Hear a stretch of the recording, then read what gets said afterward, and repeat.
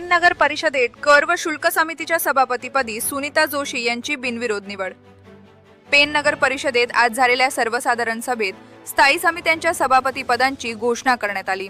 नगराध्यक्षा तथा पीठासीन अधिकारी प्रीतम पाटील यांच्या अध्यक्षतेखाली ही सभा पार पडली।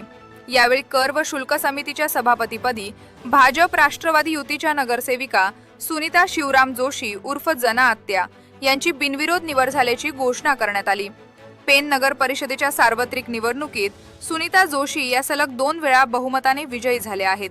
त्यांच्या अनुभवाची दखल घेत त्यांची कर व शुल्क समितीच्या सभापतीपदी निवड करण्यात आल्याने कार्यकर्त्यांमध्ये आनंदाचे वातावरण आहे। निवड जाहीर झाल्यानंतर उपनगराध्यक्ष निवृत्ती पाटील यांच्यासह अनेक पदाधिकारी आणि नगरसेवकांनी त्यांची भेट घेऊन पुष्पगुच्छ व शाल देऊन अभिनंदन केले।